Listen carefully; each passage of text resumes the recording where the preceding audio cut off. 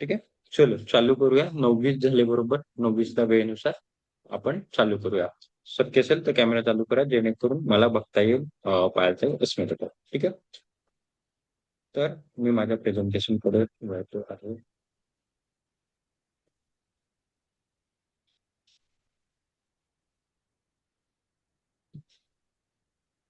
आपण मागच्या वेळेला सूर्यनाडीपर्यंत बघितलेलं, चंद्रनाडी झालेली, सूर्यनाडी झालेली. आज आपण सुषुम्ना नाडीवरती बोलणार आहोत. सुषुम्ना नाडी काय असते, कसं असते, त्याच्या आपल्या दिनचर्येमध्ये कसा प्रभाव असायला पाहिजे, या सगळ्या गोष्टीबद्दल बोलणार आहोत. पण सुषुम्ना नाडीबद्दल बोलायच्या सुरुवात करायच्या पहिलेच मला एक गोष्ट सांगायची आहे, की सुषुम्ना नाडी बेसिकली आपण तेव्हाच चालू ठेवतो किंवा जेव्हा चालू असते आपली तेव्हा, की देवाच्या जवळ जायचं असेल तर सुषुम्ना नाडी चालू असते. आता देवाच्या जवळ जायचे दोन ऑप्शन आहेत. कोणकोणते? अस्मिताताई हसल्या. देवाकडे जायकडे दोन ऑप्शन. ध्यान. ओके, ध्यान. आणि दुसरं ऑप्शन? शेवटच्या श्वासानंतर. बरोबर आहे. दोनच ऑप्शन आहे. एक तर खरंच देवाकडे जायचं किंवा खोटं खोटं ध्यान वगैरे अशा काही गोष्टी करून, पूजा पाठ करून वगैरे तसं जायचं. दोनच ऑप्शन. खोटं खोटं नाही म्हणता येणार त्याला. पण सांगितलं मी असं, की देवाकडे खरंच जायचं म्हणजे देवाकडे जेव्हा जेव्हा देवाकडे जायचं आहे किंवा जसं देवाच्या जवळ जायचं आहे, तेव्हा आपली सुषुम्ना नाडी चालू असते. एक समराईज करतो मी, बाकी डिटेलमध्ये येईलच मी त्याच्यामध्ये. देवाकडे आपण केव्हा जातो? जेव्हा खरंच जातो. जेव्हा आपले शेवटचे श्वास चालू असतात, तर तेव्हा मोस्टली सुषुम्ना नाडी चालू असते. म्हणजे पूर्वज पहिले आपण खरंच मरणार आहोत का? म्हणजे एखादी जेव्हा बेड रिडन पेशंट असायचा किंवा खरंच आता याचे शेवटचे क्षण आले का, तर फक्त नाडी चेक करायची. आणि जेव्हा त्याच्या दोघी नासिका चालू असायच्या, तेव्हा ते कुठेतरी त्या वैद्याला, तेव्हा वैद्य असायचे. वैद्याला कळून जायचं, की now he or she has some limited time with him or her. म्हणजे त्याच्याकडे स्वतःसाठी फार लिमिटेड टाइम उरलेला आहे. तर दुसरी बाजू, तर सुषुम्नेचाच फायदा मला देवाकडे खरंच पोहोचायला आहे. हा एक मार्ग पाहिला तेव्हा देवा आणि खरंच देवाकडे म्हणजे जास्तीत जास्त देवाची चांगली पूजा करून, नामजप करून, ध्यानाकडून, हे करून जर देवाकडे पोहोचायचं असेल, तर तेव्हा सुषुम्ना चालू असते. ती कशी काय ते आपण आता बघणार आहोत. तर एक समराईज करायसाठी देवाकडे जसं पोहोचायचं असेल, कोणत्या पण मार्गाने पोहोचा, तुम्हाला सुषुम्नाच पोहोचवू शकते. As simple as that. तर अ, जसं इथे मी लिहिलेलं आहे, की जेव्हा आपल्या द्विनासिका चालू असतो, म्हणजे उजवी आणि डावी, तेव्हा सुषुम्ना नाडी असते. मध्ये एकमेव अशी नाडी आहे जी डायरेक्ट आपल्या ब्रह्म एनर्जी म्हणजे कॉस्मिक एनर्जीला आपल्याला कनेक्ट करते. कॉस्मिक एनर्जी म्हणजे काय? ती दैविक शक्ती जे काय आहे ब्रह्मांडामध्ये वगैरे ती. आणि ती डायरेक्ट आपल्या मणिपूर चक्रामधून सहस्रार चक्र, जसं आपण पाहिलं होतं चंद्रनाडीमध्ये, की आपल्या नाभीपासून तर आपल्या मेंदूपर्यंत. सूर्यामध्ये पाहिलं होतं, की आपल्या गळ्यापासून मेंदूपर्यंत. तर सुषुम्ना नाडी आपल्या मणिपूर चक्रापासून सहस्र चक्रापर्यंत कंप्लीट एनर्जी सर्क्युलेट करते आणि त्याच्यामुळे कुठेतरी आपण ब्रह्म एनर्जीला कनेक्टेड राहतो. आता जसं मी सांगितलं, की सुषुम्ना नाडी जेव्हा आपली ऍक्टिव्हेट असते, केव्हा असते, काय असते ते आता बघणार आहोत. ज्या त्यांना उपवास केला असेल त्यांना कदाचित याचा एक 2-5 मिनिटासाठी अनुभव आला असेल. सुषुम्ना नाडीमध्ये आपले जे सप्तधातू असतात, रस, शुक्र, मज्जा, रक्त, मांस, अस्थी, मेद, जे काही आपण आपलं शरीर जे सप्तधातूंपासून बनलं, माहित असेल कोणाला? नसेल माहिती तर मी सांगतो. आपलं जे शरीर आहे ते सप्तधातूंपासून बनलेलं आहे आणि 3 याच्यापासून बनलेलं आहे. वात, कफ, पित्त. तर हे सप्तधातू आणि जेव्हा 3 जे आपले दोष असतात ते अलाईन होतात. जेव्हा आपल्या शरीरातले सगळे प्राण अलाईन होतात, म्हणजे प्राण, उदान, व्यान वगैरे, तेव्हाच फक्त सुषुम्ना नाडी ऍक्टिव्हेट राहते. आता हे सप्तधातू ऍक्टिव्हेट राहतात किंवा अलाईन राहतात म्हणजे काय, की सगळ्या गोष्टी युनिफॉर्म राहतात. त्याच्यासाठी सुषुम्ना नाडी ऍक्टिव्हेट असणं खूप महत्वाचं आहे. सुषुम्ना नाडी केव्हा केव्हा ऍक्टिव्हेट होते? जेव्हा आपली चंद्रनाडी चालू असेल आणि चंद्रावरून सूर्याकडे फ्लिप होतं. एक मायन्यूट मायक्रो सेकंड, 1-2 सेकंदाचा गॅप असतो किंवा व्हाईस वर्सा, सूर्याकडून चंद्राकडे जातो.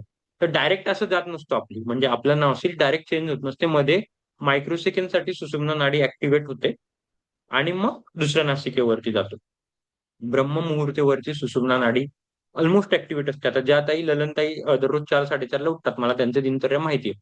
ललनताई तुम्ही कधीतरी सहज बघायचं, किंवा 10 मधून 6 ते 7 वेळेला तुम्हाला सुषुम्ना नाडी ऍक्टिव्हेट मिळेलच. भले ती अर्ध्या 1 मिनिटासाठीच असेल. सुषुम्ना नाडी ही अशी अर्ध्या 1 तासासाठी नसते. अर्धा 1 मिनिटासाठीच असते. जर जास्त वेळ ऍक्टिव्हेट राहिलं तर काय होईल? काय होईल जास्त वेळ ऍक्टिव्हेट राहील, जसे सूर्य आपले जास्त वेळ ऍक्टिव्हेट होते, तसं जर सुषुम्ना जास्त वेळ ऍक्टिव्हेट राहिली तर काय होईल?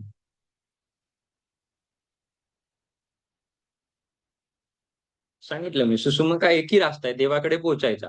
एक तर अशा मार्गाने देवाकडे जाल किंवा तशा मार्गाने. एक तर खूप चांगलं ध्यान लागेल देवाकडे, एकदम सगळं वाहून देवाकडे भक्तिपूजेत विलीन व्हाल, किंवा मग दुसरा मार्ग तर माहितीच आहे की डायरेक्ट सुषुम्ना नाडी दोघी नाशिक ऍक्टिव्हेट झाला की डायरेक्ट देवाकडे जाऊ. तर ब्रह्ममुहूर्तावरची सुषुम्ना नाडी ही ऍक्टिव्हेट असते. सहजासहजी तुम्हाला दिवसात सुषुम्ना नाडी ऍक्टिव्हेट नसणारच. आता अस्मिता त्यांनी खूप वेळेला मला राईट लेफ्ट त्यांचं मेसेज करून सांगितलेलं आहे. हार्डली मी त्यांच्याकडून कधी ऐकलंय की त्यांच्या दोघी नसेल ऍक्टिव्हिटी, किंवा त्यांनी पण जाणवलं असेल की दोघी नसेल ऍक्टिव्हेट नसतातच, आपले सुषुम्ना नसतेच. जर असली तर देवाकडे एक तर जायची वेळ आली तशा मार्गाने किंवा अशा मार्गाने. एक तर आपण खूप भक्तीत विलीन झालेलो आहोत, आणि आपण सगळे अजून तेवढं भक्तीत विलीन नाही झालेलो जेवढं व्हायला पाहिजे. कोणी नाही झालेलं अजून, कारण आपण कलियुगात राहतो. तर जर सुषुम्ना नाडी ऍक्टिव्हेट झाली तर कदाचित तो दुसराच मार्ग असेल. तर म्हणून ती फक्त अर्धा 1 मिनिट असते. ती जर पकडण्यामध्ये आली ना, तर मजे. ती अर्धा 1 मिनिट म्हणून ब्रह्ममुहूर्तावर उठायला पाहिजे. त्याच्यासाठी ब्रह्ममुहूर्तावर ध्यान केलं पाहिजे. त्याच्यासाठी ब्रह्ममुहूर्तावर पूजा केली पाहिजे. आसनं केले पाहिजे, प्राणायाम केले पाहिजे. ब्रह्ममुहूर्त म्हणजे असं नव्हे की फक्त चांगलं असतं, व्हाइब्स चांगले असतात, एनर्जी चांगली मिळते. सगळे साधू संत मी सांगितलं होतं आपल्या याच्या वेळेला. अ, कोणत्या तरी लेक्चरमध्ये मी सांगितलं होतं की ब्रह्ममुहूर्ताचं काय आहे, की एकाच वेळेला सगळे साधू संत ते ध्यान करत असतात. पण त्याचं सगळ्यात महत्त्वाचं कारण म्हणजे ब्रह्ममुहूर्ताला आपली सुषुम्ना नाडी ऍक्टिव्हेट असते. सगळ्यात महत्त्वाचं कारण. दुसरी गोष्ट म्हणजे संध्याकाळी चुकून माकून तुम्हाला अर्धा 1 मिनिट संध्याकाळी सुषुम्ना नाडी ऍक्टिव्हेट मिळेल. आता संध्याकाळी म्हणून आपल्याला काही गोष्टी मी 1 मिनिट शेअरिंग बंद करतो. म्हणून आपल्याला लहानपणी शिकवलंय किंवा आपण पण आपल्या मुलांना शिकवतो, की संध्याकाळी देवाला दिवा लावायचा. संध्याकाळी बाहेर पडायचं नाही. मुलांना आपण सांगतो, की संध्याकाळी संध्याकाळ व्हायच्या पहिलेच घरी येऊन जायचं. आता तुम्हाला खूप प्रश्नांची मी जसं सांगितलं, खूप प्रश्नांची उत्तरं मिळतील, की आतापर्यंत आपण का करत होतो, की आपले पूर्वज का करत होते. संध्याकाळी आपण म्हणतो, की आसनं नाही करायला पाहिजे किंवा एखादी जड काम नाही करायला पाहिजे, किंवा संध्याकाळी आपण म्हणतो ना, लक्ष्मी बाहेर चालली जाते. पैशाच्या गोष्टी बोलायला नाही पाहिजे, व्यवहाराच्या गोष्टी नाही बोलायला पाहिजे. कारण संध्याकाळी आपली सुषुम्ना ऍक्टिव्हेट व्हायचे हाय चान्सेस असतात. म्हणून सुषुम्ना ह्याचे ऍक्टिव्हेट हाय सुषुम्ना ऍक्टिव्हेट व्हायचे हाय चान्सेस असतात, म्हणून आपण तेव्हा म्हणतो, की तेव्हा पूजा केली पाहिजे. कारण तेव्हा आपण देवाच्या सगळ्याच क्लोज असतो. तर त्याचा फायदा घेऊन पूजा करायला पाहिजे. तेच ब्रह्ममुहूर्तावर ऍक्टिव्हेट असते, म्हणून त्याचा फायदा घेऊन तेव्हा पूजा केली पाहिजे किंवा ध्यान केलं पाहिजे. जर त्याच्याऐवजी दुसऱ्या गोष्टी केल्या, आपल्याला ताकीद दिली असते, की अंधार पडायच्या पहिले घरी यायचं. ते तर आहेच सगळं, की सेफ्टी वगैरे ते सगळे कारणं आहेत. पण अंधार करताना आपण कोणतेही म्हणतो ना, की जे काय असेल ते आता उद्या बोल. काही पैशांच्या वगैरे गोष्टी असतील किंवा शरीराच्या वगैरे पण काही असेल. आपल्याला घरातल्या मोठे आजी वगैरे, वयस्कर वगैरे लोकं सांगतात, "आता नको बोलू, संध्याकाळी उद्या बोलूया. जे काय असेल ते. तुझ्यापर्यंत ठेव, मला उद्या येऊन सांग." ह्या गोष्टींच्या मागे कारण काय होतं? कारण संध्याकाळी सुन्न ऍक्टिव्हेट असते. तुम्हाला पण कधीतरी चुकून माकून मिळून जाईल, जर तुम्ही नीट ऑब्झर्व्ह केलं तर. ठीक आहे? तर हे खूप महत्त्वाचं लक्षात ठेवण्याची गोष्ट आहे. खूप इंटरेस्टिंग आहे. मी मागच्या वेळेला पण म्हटलं होतं, की सुषुम्नेमध्ये फार मजा येणार तुम्हाला. सुषुम्ना अजून केव्हा ऍक्टिव्हेट असते? एक तर ब्रह्ममुहूर्तावर असते, संध्याकाळी असते. चंद्राकडून सूर्याकडे, सूर्याकडून चंद्राकडे. त्याच्या व्यतिरिक्त देवळात. जेव्हा तुम्ही देवळात गेलात, आपल्याला फार शांत वाटतं. फार मनातले विचार चालले जातात. का तसं होतं? देवळात बीटा वेव्हज असतात. मी घंटा वाजवायचं उदाहरण दिलंच होतं, की आपण घंटा कसं वाजवतो. पण त्याच्या व्यतिरिक्त देवळात जर गेले, मोस्टली 1-2-5 मिनिटं शांततेने बसले, तर कदाचित तुम्हाला तुमची सुषुम्ना ऍक्टिव्हेट झालेली दिसेल. त्याच्या व्यतिरिक्त नद्यांच्या जवळ बसाल, नद्यांच्या किनाऱ्याजवळ बसाल, किंवा खास तर करून नद्यांच्या संगमाजवळ. म्हणून जे ऋषीमुनी जे असतात ते सगळे, ते नदीच्या काठावरती बसून ध्यान करतात. कारण ते सगळ्यात देवाच्या जवळ असतात. त्यांना कुठेही शारीरिक गोष्ट पाहिजे नाही किंवा आर्थिक गोष्टी पाहिजे नाही. त्यांनी तर संन्यास घेतलाय. त्यांना एकच गोष्ट पाहिजे, की देवाजवळ, देवाच्या सानिध्यात जास्तीत जास्त राहायचं. त्याच्यासाठी ते नद्यांजवळ जाऊन बसतात, नद्यांच्या संगमाजवळ जाऊन बसतात, किंवा पर्वतांवरती. आपण नेहमी म्हणतो हिमालयावरती तपस्या करायला का चालली? काय असं हिमालयामध्ये खास? किंवा पर्वतांवरती असं खास काय? किंवा नद्यांवरती काय? काशीमध्ये काय? गंगेमध्ये काय? काय त्याच्यामध्ये एवढं खास आहे? किंवा मंदिरामध्ये गेल्यावर आपल्याला शांतता का वाटते? कारण कुठेतरी तिथे सुषुम्ना नाडी ऍक्टिव्हेट असते. खूप महत्वाचं. त्याच्यामुळे जर कधी आपल्याला डिप्रेशन वाटत असेल, कधी टेन्शन वाटत असेल, काही वाटत असेल, निरागस वाटत असेल, सहज मंदिरात जाऊन बसायचं. नद्यांचा संगम वगैरे फार कठीण आहे आपल्यासाठी, पर्वत वगैरे, पण मंदिरात जाऊन, म्हणून मी सगळ्यांना म्हणतो, ज्या दिवशी उपवास करते त्या दिवशी मी सगळ्यांना आग्रहाने सांगतो की एक 2-5 मिनिटं तरी मंदिरात जायला हवं. ठीक आहे. आणि तीर्थक्षेत्राचे पण तेच देवळं चालू. ठीक आहे. मग आता सुषुम्नेमध्ये जसं मी सांगितलं, ध्यान केलं पाहिजे, प्रार्थना केली पाहिजे, पूजा केली पाहिजे. आध्यात्मिक साधना, मग that Sadhana can be anything. तुम्हाला जशी साधना करायची, नामजप करा, नुसती देवाची पूजा करा, भौतिक पूजा करा किंवा मानसिक पूजा करा. मानसिक पूजा केलेली कधीही चांगली. मानसिक पूजेचं महत्त्व मी सांगितलेलं. पण कोणकोणत्या भौतिक गोष्टी टाळायला पाहिजे?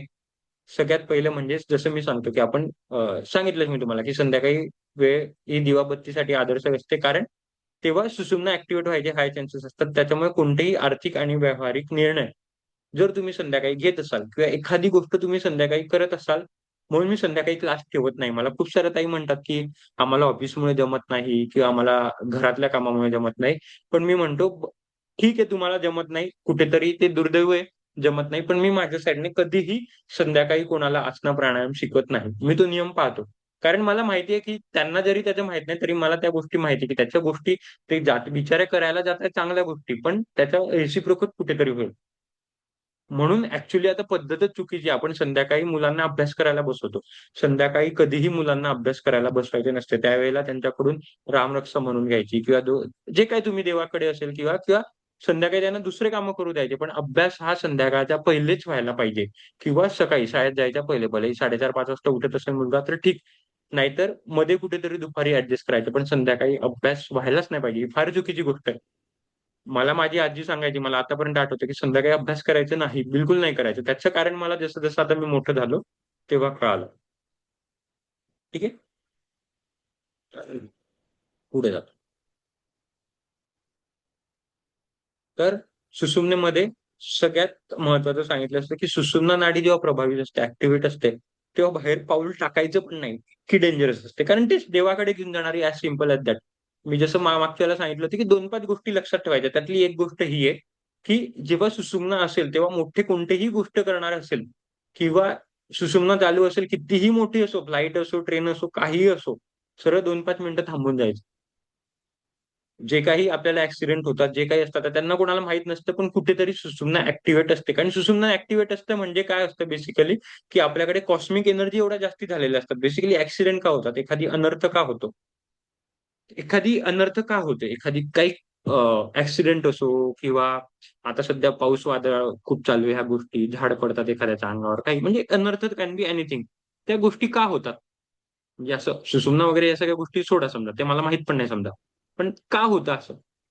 का होत असेल? जर माझ्यावरती झाड पडलं, परवा त्या दिवशी मला कुत्रं चावलं, असं का होत असेल? काय झालं? एक तर असतं पाप-पुण्य, तो सगळा विषय माहिती आहे आपल्याला, पाप-पुण्याचा असतो. पण असं काय होतं, की माझ्यासोबत 3-4 मित्र होते, मलाच चावलं. पाप-पुण्याचं तर आहेच, की ते मी काहीतरी देणं होतं, तो काहीतरी घेणं होतं. पण अजून काय असेल? असं काय होतं माझ्या शरीरात अचानक? विचार कर. शांततेने विचार. असे एक अचानक काय होतं? झाड पडतंय, घरात आपण सगळे, पण एकाच्याच अंगावर झाड पडते किंवा 20 पडतात. असतात सगळे सोबतच आपण. किंवा गाडीमध्ये ॲक्सिडेंट खूप वेळेला बघितले असतील. खूप वेळेला असं होतं, की एकच वाचून जातो किंवा एकच ॲक्सिडेंटने काहीतरी होतं, बाकी सगळे सेफ असतात. आपण वाचत असतो असं बातम्या. मग त्याने जास्त काय केलेलं असतं? पुण्य आहेच, परत मी सांगतो. पण तेव्हा सुषुम्ना चालू असते ते पण मान्य आहे. पण ते समजा माहीत नाही. तर बेसिकली काय असतं माहिती आहे का? मी नेहमी सांगतो, की म्हणून नामजप करायला पाहिजे. की काय असतं, की एक असतं, की मी खूप गरीब आहे. ठीक आहे. जेव्हा मी गरीब आहे, मी नेहमी बघतो, की मला थोडे 2-5 पैसे मिळतील, तर माझं भलं होईल, माझं भलं होईल आणि बाकी माझ्या घरच्यांचं पण भलं होईल वगैरे. पण खूप म्हणतात ना, अचानक आलेली श्रीमंती पचवली जात नाही. कोण बनेगा करोडपतीमध्ये अचानक करोडपती बनतात. परत 1-2 वर्षाने तेच करोडपती असतात. कारण अचानक श्रीमंत आहे. पैसा कसा खर्च करणं हे पण तर माहिती पाहिजे ना. आपण सगळे मिडल क्लास आहोत. आपल्याला जो काही पैसा येतो आपण तो खर्च करतो. अचानक मी जर सगळ्यांना प्रांजलताई, अस्मिताताई, पायलताई, ललनताई सगळ्यांना आज 1-1 करोड पाठवून दिले. खूप कमी ताई असतील, की जे खरंच 1 करोड टिकवून ठेवतील आणि त्यातलं काहीतरी चांगलं करतील. बाकी किंवा मला पण अचानक जर पैसे मिळाले 2-5 करोड तर मला माहितीच नाही. कारण आपण 1 करोड 5 करोड कधी पाहिलेच नाही ना. त्याचं काय करायचं असतं, त्याचं नेमकं कसं विल्हेवाट लावायची असते, त्याचा कसा खर्च करायचा असतो. आता सेम आपल्याकडे होतं जेव्हा अचानक एनर्जी येते. आणि ही अचानक एनर्जी सुषुम्नामध्ये येत असते आपल्यामध्ये. जेव्हा मी म्हटलं ना ब्रह्मांडासोबत डायरेक्ट कनेक्टेड होतो कॉस्मिक एनर्जीमध्ये. तर जेव्हा अचानक एनर्जी येते ना, तेव्हा आपल्या शरीराला माहितीच नसतं की या अचानक एनर्जीचं काय करायचं. आणि ही जेव्हा अचानक एनर्जी येते तेव्हाच कुठेतरी अनर्थ घडतो. कारण आपल्याला माहितीच नाही ती एनर्जी खर्च कशी करायची. किंवा आपल्या शरीराला माहितीच नाही की त्याला रिॲक्ट कसं करायचं. त्याच्यामुळे खूप वेळेला आपण असं असतं की आपल्यासोबत कोणीतरी बसलेलं असतं किंवा काय असतं, तर आपल्यासोबतच घटना होते. आता जेव्हा मला कुत्रं चावलं तेव्हा मला असं कळत नकळत अचानक असं घडलेलं असतं. एक तर पाप पुण्य आहेच, पण अचानक माझ्या शरीरात असतं माझ्या शरीराला माहीत नसतं किंवा कुत्र्याला माहीत नसतं व्हाईस वर्सा त्याच्याकडे. तर किंवा अचानक अशा गोष्टी होतात, की ही एनर्जी जी आपल्या आपण ब्रह्मांडासोबत कनेक्टेड होतो, त्याला वेंट आउट कसं व्हायचं ते माहीत नसतं आणि कुठेतरी अनर्थ घडतो. अनर्थ घडायचं खूप मोठं सायन्स असतं, खूप मोठं विज्ञान असतं. याच्यामध्ये भरपूर रिसर्च झालेला, भरपूर पुस्तकं झालेलं आहे, की एखाद्या व्यक्तीसोबत अनर्थ का होतो? कारण मॉडर्न सायन्स पाप पुण्याला मानत नाही. मॉडर्न सायन्स फक्त एनर्जीला मानतो. एनर्जी बॅलन्सला मानतो. मॉडर्न सायन्स पाप पुण्य हे आपलं भारतीय जी काय शास्त्र आहे त्या गोष्टी मानतात. मग लिटरेचर जे आहे अमेरिकन लिटरेचर, लंडन लिटरेचर ते पाप पुण्य या गोष्टीमध्ये हिशोब करत नाही. मग ते एनर्जीच्या हिशोबाने गोष्ट करतात, की अचानक आपल्या एनर्जी अशा येतात, अचानक काही गोष्टी अशा होतात आणि त्याच्यामुळे अनर्थ घडतो किंवा पॉझिटिव्ह घडतो. ₹1 करोड आले तर मी त्याची चांगली गोष्ट पण करू शकतो आणि वाईट गोष्ट पण होऊ शकते. आता ते माझ्यावर आहे की ते ₹1 करोड कसं खर्च करायचे कारण मला माहितीच नाही ते ₹1 करोड आयुष्यात कधी मिळाले नाही. तर त्याच्यामुळे अनर्थ घडत असतात आणि हेच अनर्थ सुषुम्नेमध्ये घडतात. म्हणून ॲज सिंपल ॲज दॅट जेव्हा जेव्हा सुषुम्ना चालू असेल म्हणजे दोघी नासिका चालू असेल, तेव्हा बस बचके रहो आणि सुषुम्ना मी जसं सांगितलं अर्ध्या 1 मिनिटासाठीच ॲक्टिव्हेट असते. तेवढं अर्ध्या 1 मिनिटं थांबून जायचं. अर्ध्या 1 मिनिटाने मला नाही वाटत की असं खूप मोठं अंटिल अँड अनलेस जे मुंबईमध्ये पण राहत असतील, तर तेवढी एक पुढची एक लोकल मिस होणार आहे. बस त्याच्या पुढचं काही होणार नाही. ठीक आहे? जसं मी सांगितलं प्रवास आणि मोठी कामं शक्यतो सुषुम्नेमध्ये टाळून द्यावी. आणि जेव्हा सुषुम्ना चालू असते, ज्या दिवशी 30 मिनिटाच्या जसं मी सांगितलं 30 मिनिटाच्या वर चालू असेल, तेव्हा कुठेतरी आपण ब्रह्मांडात विलीन व्हायच्या मार्गावर आहे, असं समजायचं.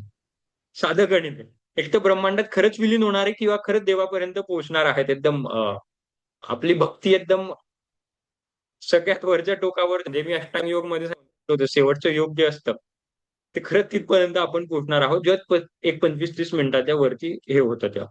जसं मी सांगितलं पूर्वीचे जे लोक योगी होते किंवा वैद्य होते, तर तुझ्या बाबतीत असं ठरवलं. इनफॅक्ट कुत्रं, मांजर किंवा जे पण प्राणी असतात त्यांचे पण एका वेळेला एकच नॉस्ट्रिल ॲक्टिव्हेट होते. त्यांना कळतं की जेव्हा 2 असतात, आपल्याला प्राण्यांना कळून जातं. आपण खूप वेळेला सहजासहजी म्हणतो बघ, की माझा हात का वरती झाला? प्राण्याला कळून जातं, की माझा शेवटचा श्वास मी केव्हा घेणार हे प्राण्यांना माहीत असतं. तुमच्या घरी जर कुत्रं, मांजर कधी पाळलेली असेल, तर कदाचित तुम्हाला अनुभव आला असेल. ज्या दिवशी कुत्र्याला माहिती असतं, की त्याचा जीव जाणार आहे. आजारी जरी नसला, हट्टाकट्टा असेल, पण ॲक्सिडेंटने जातो किंवा काही होतं वगैरे, तरी कुत्र्यांना भाकीत येऊन जातात. मांजरींना भाकीत असतात त्याचे. गाय, म्हशी यांना भाकीत असतात. त्या का भाकीत असतात?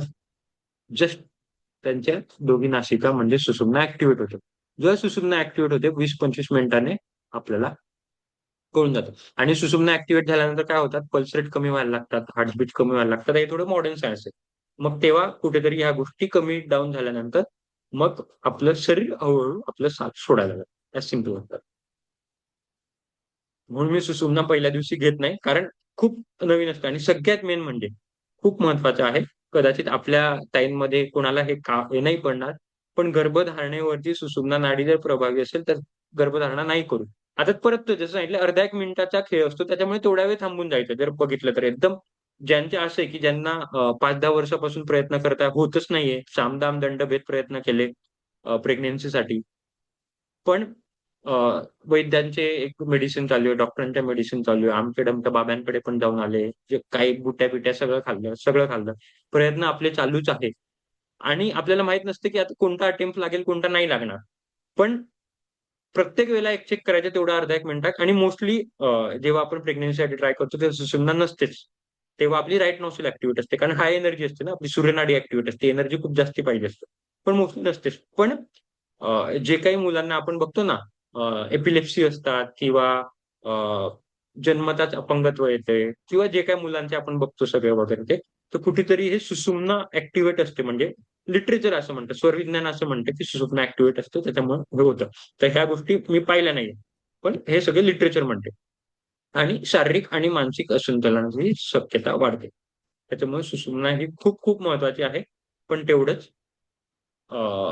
काळजी घ्यायची पण आहे. आता स्वर विज्ञान, सुषुम्ना संपला विषय. अच्छा, सुषुम्ना संपायच्या पहिले कोणाला याच्याबद्दल काही प्रश्न शंका असतील ते विचारू शकतात. मग आता आपण परत बेसिकली आपल्या उजव्या आणि डाव्यावरती जाणार आहोत. आता ते कसे ऍक्टिव्हेट करायचे त्याच्या आपल्या एव्हरीडे लाईफ मध्ये काय त्याचं महत्व आहे. पण सुषुम्नावरती जर काही डाऊट शंका असतील तर मला विचारू शकतात.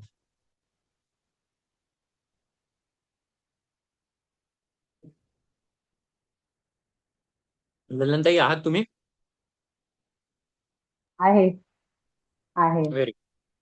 कधी आलाय अनुभव तुम्ही ब्रह्ममुहूर्तावर, मला म्हणजे विचारायला आवडेल, कधी केलंय चेक? हा, कधी आल? पण मी काय माझे हा त्या उद्देशाने मी कधी नाही, पण माझा कधी कधी श्वास थांबून जातो. म्हणजे पूर्ण असं डीप मेडिटेशन मध्ये गेले ना की श्वास थांबतो माझा. Very good. बघा समोर तुमच्याकडे आहे. मी तुम्हाला तेच म्हटलं, जेव्हा आपण प्रॉपर ध्यानात जातो तेव्हा एक तर दोघी नसेल कम्प्लीट ऍक्टिव्हेट होतात अर्ध्या एक मिनिटासाठी आणि ते थांबून आपण परत ते माझ्या उजवीच्या म्हणजे कडे. लक्षात नाही आलं, मी ते विचारच नव्हता केला. आता तुम्ही सांगितलं, आता मग म्हणजे हे करेन, लक्षात म्हणून मी ठेवेन. सांगत पण नाही. कारण काय होतं की आपल्या मेंदू मग ते लक्षात ते शोधत राहतो की अरे थांबताय हा का हा, वगैरे, हे ठीक आहे करताय ठीक का. आहे. हा, नाही म्हणून नाही, मी आता ठीक आहे. नाही, बरोबर डिस्क्लेमर, आहे. आता आता मी आपलं जेव्हा ही मीटिंग होईल तेव्हा डिस्क्लेमर देणार आहे की आता कोणी काय करायचं, सगळ्या गोष्टी इथेच विसरून जायच्या. ते मी डिस्क्लेमर हो देणार आहे. हो. फक्त त्यातल्या काही गोष्टी आपल्याला माहिती पाहिजे म्हणून. नाही तर काय होतं, आता माझा वर्कशॉप झाला रे झाला, वर्कशॉप वर्कशॉप म्हणतो आपलं लेक्चर, जे आपल्या नाकाला हात लागलेले असतात दिवसभर. म्हणजे मी सुरुवातीला जेव्हा ताईंचं घ्यायचो तेव्हा मग ते इतके हरास होऊन जायचे की ते हात काढायचेच नाही नाकाचे आणि उठता बसता सगळे नाकालाच हात लावून फिरायचे. म्हणतो ताई माझ्याकडून चुकी झाली, मी फक्त तुम्हाला माहिती सांगायची होती आणि 2-5 गोष्टी सांगायच्या होत्या म्हणून ते तुम्हाला सांगितलं, पण तसं करू नये. फक्त 2-5 गोष्टी जे आपल्याला महत्वाच्या असतात एकदम खूप, त्या गोष्टी लक्षात ठेवायच्या आहेत. आणि जसं मी सांगितलं, काही शारीरिक व्याधी असतील, पोट दुखत असेल, डोकं दुखत असेल, पिरियडच्या वेळेला एकदम फार त्रास असेल, तेव्हा या श्वासाचा मदत घ्यायचा. नाहीतर आतापर्यंत पण आपण जगतच होतो. माहित नव्हतं तर पुढे पण जगणारच होतो. असंच काही बदल नाही पडणार आहे आयुष्यात. फक्त या गोष्टी माहिती पाहिजे आणि यातल्या 2-5 गोष्टी पण आपण आपल्या एव्हरीडे लाईफमध्ये अंमलबजावणी केली तर नक्कीच फायदा होतो. खास तर करून मुलाबाळांना या गोष्टी लक्षात ठेवायच्या. संध्याकाळी अभ्यास नाही करायचा, बाहेर नाही जाऊ द्यायचं. जास्तीत जास्त रामरक्षा झालं, अथर्व शिष्य झालं, पसायदान झाल्या, काहीच नाही झालं तर ओंकार झाल्या, हनुमान चालीसा झाला, ह्या गोष्टी संध्याकाळी करून घ्यायच्या. त्या गोष्टींना, प्रत्येक गोष्टींना महत्व असतं.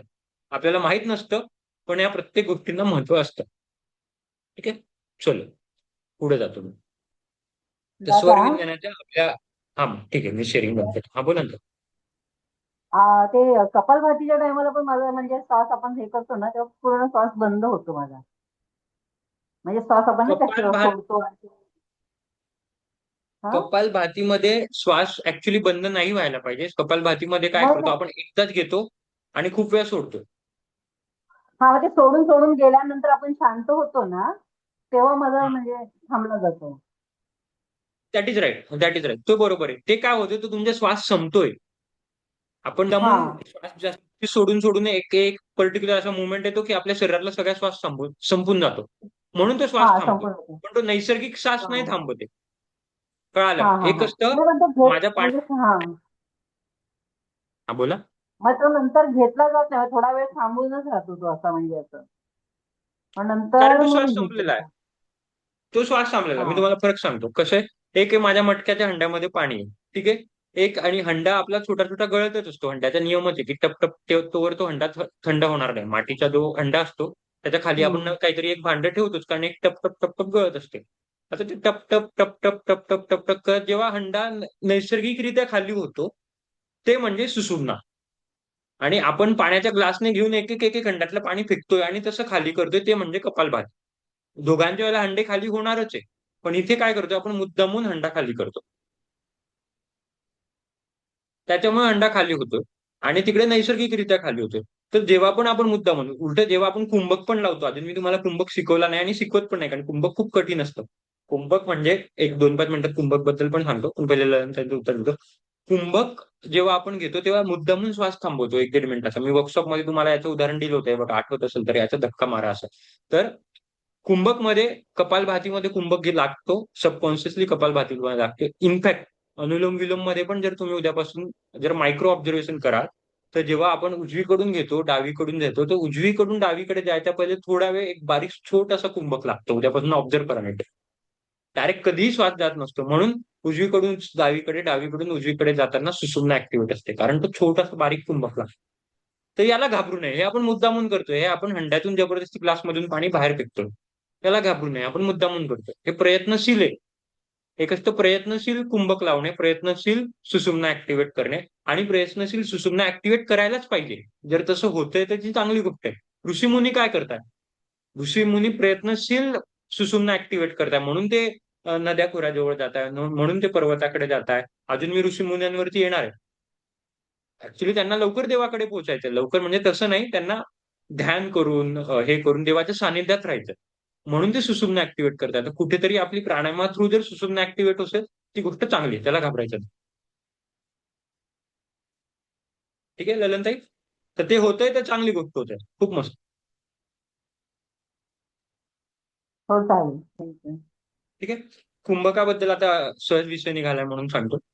कुंभक कधीही घरी सहज कुठे तुम्ही भविष्यात, आता तर आपला 2 महिन्याचा संपेल प्रवास, पण कधी मी तर असेलच सोबत, पण कधी चुकून माकून भलेही प्राणायाम कसा पण करा, कोणाचा पण बघून करा, पण चुकून माकून युट्यूबवर बघून किंवा काही करून कुंभक करायचा प्रयत्न करू नये. बिलकुल. अजून मी स्वतः कुंभक फार मोजून मापून घालतो. कुंभकाचा कुंभक म्हणजे काय असतं बेसिकली, जसं मी सांगितलं, आपला प्राण, श्वास म्हणजे हा प्राण आहे. तर कुंभक जेव्हा घालतो, एखादा खूप मोठा एनर्जी आहे, खूप मोठी एनर्जी आहे, त्या एनर्जीला तुम्ही एका एका याच्यात बंद करून ठेवाल तर काय होईल?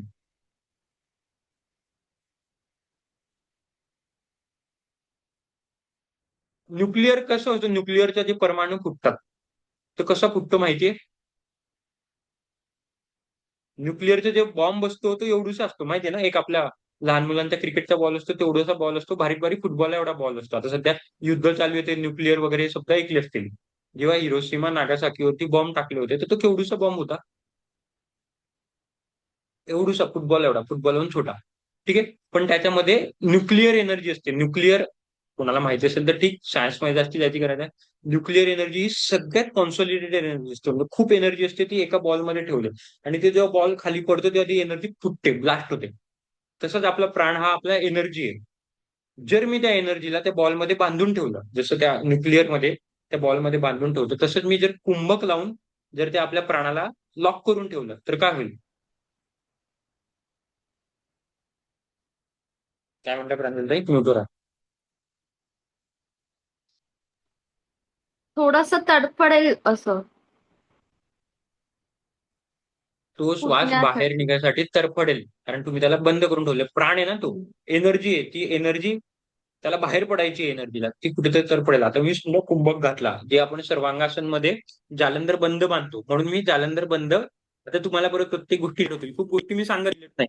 पण जेव्हा आपण मच्छासन करतो तेव्हा मी तुमच्याकडून बंद काढून घेतो, आपण मानाशी करतो तर जर समजा आपला जालंधर बंद चुकून जास्ती लागला गेला तर जो काही प्राण आहे तो आपल्या इथे चटकून राहील. किंवा जालंधर बंद माझा असा लागला तर पूर्ण माझ्या कपाळापासून इथपर्यंतच प्राण अटकून राहील. आणि त्या प्राणामध्ये इतकी एनर्जी आहे की आपल्या कानातल्या नसा, डोळ्यातल्या नसा लिटरली फुटतात. मी अशा गोष्टी ऐकलेल्या बघितलेल्या आहेत की तो प्राण, कारण त्याला बाहेर व्हायचं असतं ना, कानातून बाहेर येतो, डोळ्यातून तो सगळ्या मार्फत सामदाम दंडभेद तो बाहेर निघायचा प्रयत्न करतो. नाक उघडे, तोंड उघडे, डोळे उघडे, कान उघडे, सगळीकडून तो श्वास बाहेर निघायचा प्रयत्न करतो. मग डोळ्याच्या नसा फुटतात बारीक बारीक, कानाच्या नसा फुटतात, कानाला कमी ऐकायला सुरुवात होतं. या सगळ्या गोष्टी होतात, म्हणून कुंभक घालू नये. फक्त भविष्यात एक गोष्ट प्राणायामाची एवढी करायची. आता आज विषय निघाला होता म्हणून मी सांगितलं. ठीक आहे. चलो.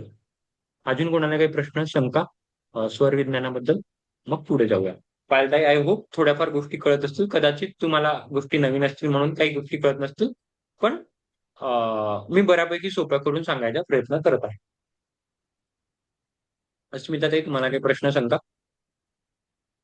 ठीक आहे. चलो आगे बढ़तो.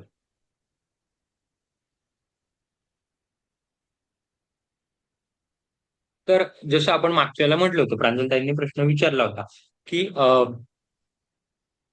आपल्याला समोरच्या वरती ओव्हरकम करायचं असेल किंवा समोरच्या वरती वर्चस्व करायचं असेल तर नेमकं कसं करायचं? तर बेसिकली जी आपली नॉस्ट्रल ऍक्टिव्हेट असते, खास करून मुलांचे आपण चेक करू शकतो, बाकी त्यांच्या नाकाला हात वगैरे नाही लावू शकत. त्याची उदाहरण तुम्ही त्या उजवी साईड बसा, आणि जे काय तुम्हाला त्याला लेक्चर द्यायचे, जे काय रागवायचे, जे काय करायचे ते सांगा. सहज तुमच्या गोष्टी होऊन जातील. कारण energy to energy, energy align असतात. दुसरी गोष्ट म्हणजे जसं मी सांगितलं होतं, सगळ्यात महत्वाचं हे तुम्ही मागच्या माझ्या जुन्या ताईंकडून ऐकलं असेल. खूप खूप महत्वाचं आहे. उद्यापासून लगेच चालू करा. एकदम सोपी गोष्ट आहे. भरपूर ताई मी स्वतः करतो. कधी कधी मी विसरतो, पण खरं सांगतो खूप खूप महत्वाचं आणि खूप सोपं आहे, की सकाळी उठल्या उठल्या जर बेड असेल, अंथरूण असेल, तर अंथरुणातून जो पहिला पाऊल पडेल, जी माझी नासिका चालू आहे, तो पहिला पाऊल पडलाच पाहिजे. हा एक नियम लावायचा. ही गोष्ट मस्ट आहे 110%. बघा तुमच्या गोष्टी आयुष्य लिटरली बदलून जातं. लिटरली म्हणजे जी काही गोष्ट तुम्हाला हवी असेल, नॉट जस्ट शारीरिक, मानसिक, आर्थिक, सामाजिक, नात्यांमधली गोष्टी ऑटोमॅटिक सॉल्व्ह होते. फक्त माझी सकाळी काय करायचं, उठल्या उठल्या बेडवरती उठलो झोपेतून, तेवढी नासिका चेक करायची. जर थोडा वेळ असेल तर थोडे 2-5 देवाचे नावं घ्यायचे. वेळ नसेल, मुलं बाळांचे डब्बे करायचे असतील, तर फक्त समजा माझी उजवी झाली, पहिला पाऊल माझा उजवा पडला पाहिजे पृथ्वी तत्वावर. हा नियम लक्षात ठेवायचा. तुम्ही कदाचित मला माहित नाही आता, पण माझ्या मागच्या फेअरवेल मध्ये किंवा कुठेतरी कोणीतरी ताईंनी नक्कीच याच्याबद्दल कोणीतरी बोललं असेल. कारण हा सगळ्यांनाच अनुभव येतो. तुम्हाला पण येईल, तुम्ही पण 2-5 दिवसांनी, 2-5 दिवसांनी नाही, एक 15-20 दिवसांनी मला सांगाल. खूप सुंदर बदल पडतो. कविता ताई नमस्कार. तर खूप सुंदर आहे. उद्यापासून करायचा प्रयत्न करायचा, की जी माझी नासिका चालू आहे, त्या नासिकेने माझं पहिलं पाऊल पडलं पाहिजे. As simple as that.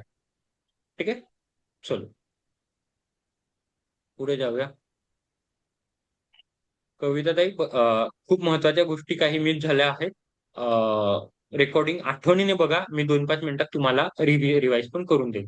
आणि जसं मी सांगितलं, जेव्हा तुम्ही कुठेही कामासाठी बाहेर पडत असाल, किंवा ऑफिसच्या कामासाठी म्हणा किंवा एकही म्हणा, तर बेसिकली जी नॉसिल ऍक्टिव्हेट आहे, त्या नॉसिलनेच पाय ठेवायचा. जर एखादं समजा, मी जसं मागच्या वेळेला सांगितलं होतं, की मला पीएम मोदीने भाषण करायला बोलवलं, माझ्यासाठी आयुष्यातला खूप मोठा प्रसंग असेल, तर मी जेव्हा माईक जेव्हा जाईल, स्टेजवरती पहिला पाऊल ठेवेल, तर मला कळतं. म्हणजे आता जसं जसं तुम्ही थोडा अनुभव कराल, तर तुम्हाला हात लावायची पण गरज नाही. कोणती नाशिक ऍक्टिव्हिटी हे मला कळत असतं, तुम्हाला पण कळेल. फक्त काय करायचं, तोच पाऊल पुढे ठेवायचा. म्हणजे एनर्जी टू एनर्जी बॅलन्स होतात, आणि आपल्या ज्या काही गोष्टी आपण इच्छितो, ज्या काही गोष्टी आपण युनिव्हर्सला मागतो, त्या गोष्टी लवकर मिळतात. त्या 2-5 गोष्टी करायचा प्रयत्न करायचा. ठीक आहे.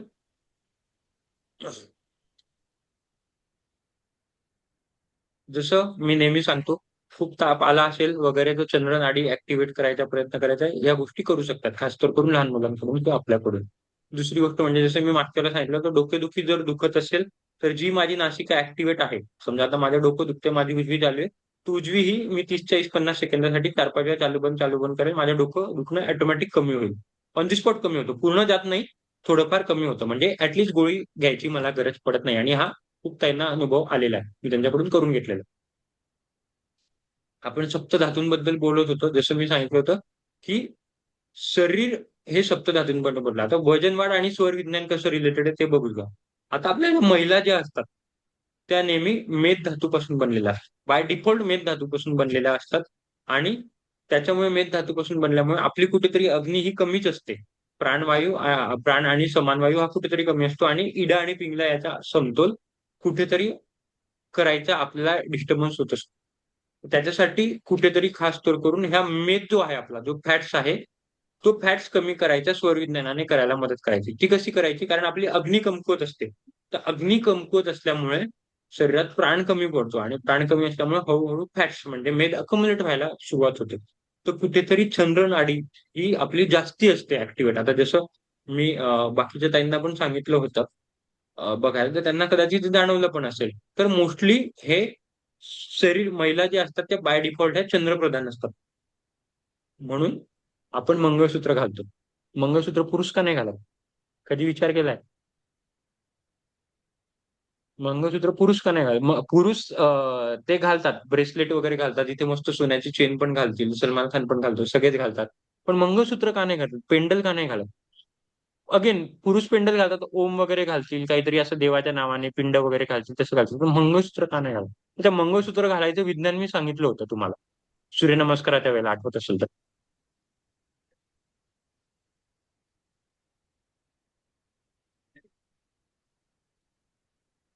बताओ बताओ बताओ. अनाथ चक्रासाठी अनाथ चक्रवर्ती मंगळसूत्राचे. जवळ आहात, थोडं जवळ आहात. बरोबर आहे, ऑलमोस्ट बरोबर आहे उत्तर. तर इथे आपली एक पॉईंट असतो ऍक्युप्रेशर पॉईंट, त्याला L34 पॉईंट म्हणतात. त्या पॉईंट वरती जेव्हा मी म्हणून तुम्हाला म्हणतो की दोघी हात असे पाहिजे आणि अंगठा इथे पाहिजे, बरोबर इथे.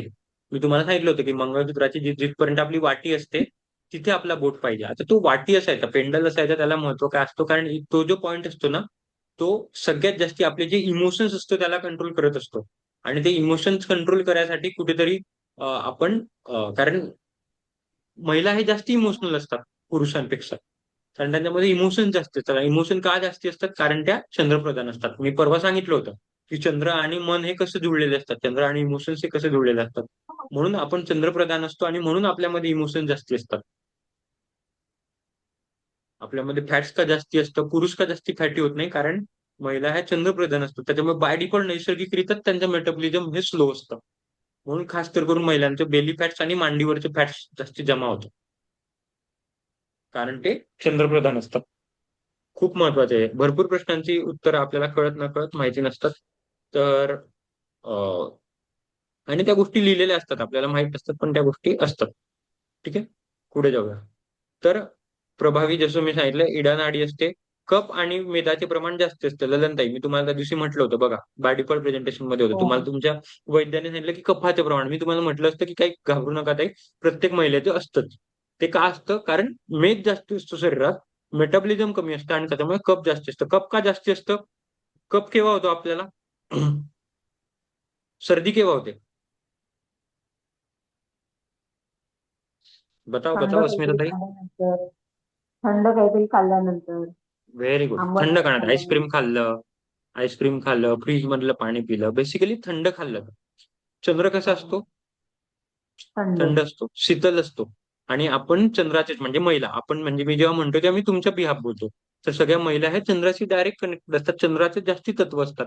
त्याच्यामुळे बाय डिफॉल्ट ते इतके थंडामध्ये असतात की त्या नेहमी सेन्सिटिव्ह असतात, कप सेन्सिटिव्ह, आणि म्हणून महिला ह्या कप प्रवृत्तीच्या असतात. तुम्ही आता पण रॅन्डम जाऊन कोणत्या वैद्याला जर तुमची नाडी बघायला लावली, तर तुमच्या शरीरात 60 ते 70% कपच असेल. मी तुम्हाला आता विदाऊट नाडी बघताना सांगतो. कारण महिलांची प्रकृतीच अशी बनली आहे, म्हणून महिलांना लवकर फॅट्स डिपॉझिट होतं आणि फॅट्स विड्रॉल व्हायला वेळ लागतो. ओके, चलो आगे बढ़ते. आणि मग ते सगळं आहे की मासिक हार्मोन्स वगैरे होतात आणि कुठेतरी आपल्या मनस गोष्टी ज्या असतात, भावनिक शरीर जे असतात ते होतात. आणि मग इडानाडी ऍक्टिव्हेट असल्यामुळे काय होतं, अग्निमंदा होते, कप मेद असतं तर चरबी जास्ती साठते, हार्मोन असतं तर शरीरात पाणी साचतं, भावनिक असलं, मनच असतं तर आळस असतं. बेसिकली त्याच्यामुळे या सगळ्या गोष्टी होतात. आता सगळ्यात महत्वाचं म्हणजे स्वर कसे बदलायचे.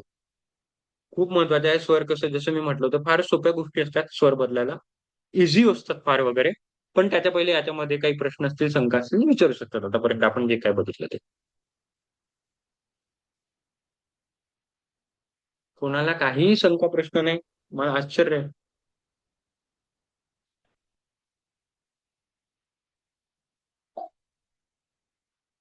Not a single question. एकतर सगळं समजते किंवा सगळं वरतून जाते, या कोणत्या तरी वेगळ्याच नाडा ऍक्टिव्हेट होत आहे, ना इडान ऍक्टिव्हेट, ना पिंगला ना ऍक्टिव्हेट, ना सुषुम्ना ऍक्टिव्हेट, कोणती तरी मलाच माहित नाही काय ऍक्टिव्हेट होतं. तसं काहीतरी विषय असेल कदाचित. शंकाला जागाच नाही ठेवत तुम्ही करण्याला. नाही नाही, तसं नाही. नक्कीच शंका प्रश्न पडायला पाहिजे. कुठेतरी प्रश्न पडत नाही याचा अर्थ मी चुकतोय. मी नेहमी याला असं घेतो, म्हणजे माहितीये, मी एक सहज बोलता बोलता सांगतो. वर्कशॉप झाल्यानंतर मी काय करतो, 1.5 तास कंटिन्यू जे बोलत असतो. वर्कशॉप झाल्यानंतर मी झूम चॅटवरून सगळ्यांचे चॅट डाउनलोड करतो आणि प्रत्येकांच्या चॅट वाचतो. जवळजवळ 1000 ते 1500 चॅट असतं. मी म्हणतो type me in the comment box, type excited in the comment box, type diabetes in the comment box, असं मी सगळं म्हणत असतो वर्कशॉपमध्ये. मी लिटरली प्रत्येकांचं वाचतो आणि त्याच्यावरून ठरवतो की माझा पुढचा दिवस कसा असायला पाहिजे, मी कुठे बोलायला पाहिजे, काय बोलायला पाहिजे, कोणत्या ताईंना काय आवडलं, कोणत्या ताईंना नाही आवडलं. जेणेकरून मी माझा तसा अभ्यास करत असतो की मी कुठेतरी चुकतोय का, मी कुठेतरी कमी पडतोय का. तर जोवर तुम्ही प्रश्न विचारणार नाही तोवर मला कळेल, मला कुठेतरी धाकधूक धाकधूक राहील की नाही कळालं. आणि ह्या गोष्टी अशा आहे, मी जसं मागच्याला सांगितलं होतं की कदाचित मला माहित नाही की ह्या गोष्टींचं समाधान होईल नाही होईल, बाकीच्या गोष्टींचं नक्कीच समाधान करेल. आसनांबद्दल, प्राणायाम माझ्यापेक्षा खूप खूप तज्ञ पडलेले, कविता ताईंना माझ्यापेक्षा जास्ती अनुभवी योगामध्ये. पण कदाचित बाकीच्या गोष्टींना या स्पेशली स्वर विज्ञान वगैरे आपल्याला उत्तर मिळतील, भविष्यात नाही मिळेल. त्याच्यामुळे जे काही मनात प्रश्न असतील, शंका असतील ते विचारून टाकायचे. ठीक आहे? चलो, मी पुढे जातो. तर स्वर कसे बदलायचे? खूप महत्वाचे. तर सगळ्यात पहिले म्हणजे स्वामी समर्थ असो किंवा कोणतेही शंकर असो, कोणी कोणी तुम्ही त्यांच्या हातात हे योगदंड बघितलं आहे. बघितले असेल कुठे ना कुठे. फोटोमध्ये थोडा अनक्लिअर फोटो आहे, मला ऑनलाईन मिळाला नाही. पण हा योगदंड बघितलाय ऋषीमुनींच्या हातात. हो. आता त्याचं आपण काय म्हणजे मी तरी आता लहानपणी कार्टून पाहायचो फार. तर त्याचा वापर मी एकच समजायचो, की ते श्राप द्यायसाठी ऋषीमुनी फक्त अशी काडी दाखवायचे. लहान मुलांचे तुम्ही कार्टून पाहत असतील, "साप तुम अगली जन्म में बंदर बनोगे." आणि ती काठी दाखवली आणि तसं ते मला ते वाटायचं. ते काठी वगैरे. मग जसं-जसं वाचन चालू केलं, तशा-तशा गोष्टी कळाल्या. मग नंतर थोडं-थोडं समज झाली वगैरे झालं. तर मग मला कळायचं, की ते माळ जप करायचे तर हात सरळ राहायला पाहिजे वगैरे म्हणजे कुठेही कारण माळ जमिनीला टेकली नाही पाहिजे वगैरे म्हणजे जमिनीला टच नसते व्हायची माळ. जर प्रॉपर नामजप केलं किंवा जे देवाचे जास्ती पाठ करतात वगैरे, तर हात सरळ राहायसाठी जेणेकरून माळ जमिनीला टच न किंवा माझ्या मांड्यांवरती म्हणजे ते वज्रासनामध्ये बसतात किंवा त्यांचं जे आसन असतं, तर त्यांच्या मांडीतनं माळ नको टच व्हायसाठी त्याच्यासाठी ते योगदंड असतं, असं मला वाटायचं आणि ते पण आहे काही कारणास्तव म्हणजे 20-25% ते पण कारण आहे. पण जसं-जसं स्वर विज्ञान वाचलं, तेव्हा मला कळालं की ते योगदंड हे स्वर चेंज करायसाठी असतं. म्हणून प्रत्येक ऋषीमुनी खास तर करून जो ध्यान करतो, तो ते योगदंड घेऊन फिरत असतो. श्राप द्यायसाठी नाही, संतूर-मंतूर करने के लिए नाही. ते स्वर बदलायसाठी ते योगदंड ते घेऊन फिरत असतात. त्याच्याने कसं बदलतं ते आता बघूया. आता मग उद्या लगेच पळून ते योगदंड शोधायची आणि आणायची गरज नाहीये. त्याचं पण मी दुसरं सांगतो बॅकअप प्लॅन. ठीक आहे? तर हे योगदंड बेसिकली आपल्या काखेमध्ये ते ठेवतात. जेव्हा त्यांना त्यांचा स्वर बदलायचा असतो, जेव्हा त्यांना त्यांची नासिका बदलायची असते, तर ते ॲक्चुअली आता आपण त्यांना काखेत ठेवताना बघितलं नाही, पण ते काखेत ठेवतात. आणि खूप बघितलं पण असेल कदाचित तुम्ही फोटोमध्ये, की त्यांच्या काखेमध्ये असून त्यांचे नामजप चालू असते, महाजप चालू असते. ते सहज जे काही ते ध्यान वगैरे करत असतील, पोथी वाचत असतील, तिथं काखेमध्ये हा योगदंड ठेवून त्यांची जी काय गोष्टी असतात ते करतात किंवा पहिलेचे लोक करायचे. तर याच्याने बेसिकली काय होतं, की आपली जी काख असते, आर्मपिट्स असतात तिथे ॲक्सिला असतात. ॲक्सिला बेसिकली काय असते, ॲक्सिलामध्ये खूप साऱ्या नाड्या ह्या कॉन्सन्ट्रेट असतात. 3 जागेवरती आपल्या नाड्या खूप साऱ्या कॉन्सन्ट्रेट असतात. एक तर माझ्या दोघी ॲक्सिला आणि तिसरी म्हणजे सोचो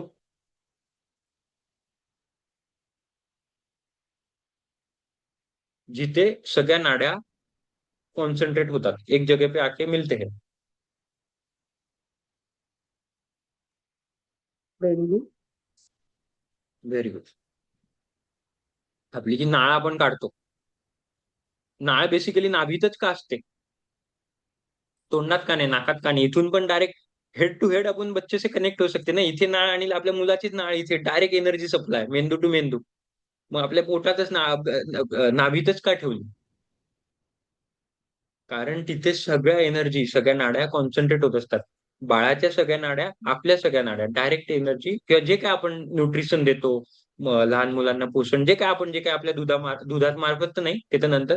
पण जेव्हा आपल्या पोटात बाळ असतं, जे काही आपली ऊर्जा जाते, न्यूट्रिशन जातं, पाणी जातं, जे काही बाळाला आवश्यक असतं, व्हिटॅमिन्स जातात, मिनरल्स जातात, ते सगळे त्या नाळमधून जात असतं, त्या नाडीतून जात असतात. कारण तिकडे सगळ्यात जास्ती एनर्जी कॉन्सन्ट्रेट असते. आपल्या नाभीतून आणि 2 म्हणजे ॲक्सिलेमधून. तर या ॲक्सिलेला ॲक्टिव्हेट करून नाडी शिफ्ट करायची असते. हे नाभीचं मी थोडं आउट ऑफ टॉपिक सांगितलं. ठीक आहे? असं. तर बेसिकली जेव्हा मला विरुद्ध स्वर बदलायचा असेल, म्हणजे जर मला उजवी नासिका माझी ॲक्टिव्हेट करायची असेल, उजवी नासिका ॲक्टिव्हेट करायची असेल, तर मी माझ्या डाव्या काखीमध्ये अ, हे ठेवायला पाहिजे, स्माइलीचा बॉल. आता आपल्याकडे तो योगदंड नाहीये, कुठे भेटणार पण नाही तुम्हाला. तर योगदंड आणायचा नाही, घरात स्माइलीचा बॉल असतो किंवा स्माइलीचा बॉल पण नसला तर आपला रुमाल असतो ना हँडकर्चीफ वगैरे असा रुमाल किंवा स्पंज वगैरे, तो ठेवायचा. जेणेकरून ते दाबलं जातं, तर जे समजा आता ही माझी डावी बाजू आहे, डावा दाबला तर माझी उजवी ॲक्टिव्हेट होईल. आता याच्यात गंमत म्हणजे असं नाही की बॉल ठेवला आणि लगेच ॲक्टिव्हेट होतो. त्याला अभ्यास करावा लागतो म्हणून आपण प्राणायाम करतो. कारण शरीराला लगेच रिस्पॉन्ड कसं करायचं ते माहीत नसतं. तर जेव्हा आपण याचा सराव करतो, भरपूर सराव करतो, 2-5 मिनिटं करतो. प्राणायाम करतो, नाड्या ऍक्टिव्हेट असतात. आपण म्हणून जर तुम्ही ऑब्झर्व केलं असेल सकाळी, तर मी अनुलोम विलोम सगळ्यात जास्ती घेतो. अनुलोम विलोम हे 5 ते 10 मिनिटं घेतो. बाकी प्राणायाम हे दीड दीड 2-2, 3-3 मिनिटं घेतो आणि पुढे जातो. कारण अनुलोम विलोम हे आपल्या नाड्या ऍक्टिव्हेट करतात. आणि नाडी एकट्या ऍक्टिव्हेट झाले की मग आपण पाहिजे तसं आपल्या नाडी कंट्रोल करू शकतो. तर मला जर उजवी करायची असेल तर डावीमध्ये ठेवायचा, डावी करायची असेल तर उजवीकडे. ही एक मेथड. ठीक आहे.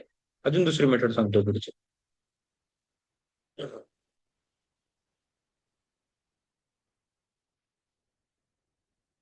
एक मिनिट screen share. दुसरी गोष्ट म्हणजे जर नाहीच बॉल मिळाला, नाहीच काही कापड वगैरे मिळाला, मूठ ठेवायची. मूठ अशी जर 2-5 मिनिटं ठेवली तुम्ही, जर नीट ठेवली ना प्रॉपर, म्हणजे असं नाही की लगेच 2-5 मिनिटं ठेवली तर बदल, याला परत प्रॅक्टिस लागतो, पण जसं जसं सरावाने हळू होतं. आणि सगळ्यात सोपं म्हणजे आता इथे परत एक अजून एक गंमत सांग. सगळ्यात सोपं म्हणजे जर मला माझी उजवी नाडी ऍक्टिव्हेट पाहिजे असेल, लक्ष देऊ नये. जर मला उजवी नाडी ऍक्टिव्हेट पाहिजे असेल तर डाव्या साईडला झोपायचं. खूप सोपा नियम आहे. आणि जर डावी पाहिजे असेल तर उजव्या साईडला झोपायचं. त्याच्याने काय होतं, जेव्हा आपण असं झोपतो तेव्हा बाय डिफॉल्ट आपली काक दाबली जाते. आता याच्यात अजून गंमत बघा. आपल्याला सांगितलं होतं किंवा बऱ्याच त्यांना माहित असेल की एक तर दुपारी झोपू नये.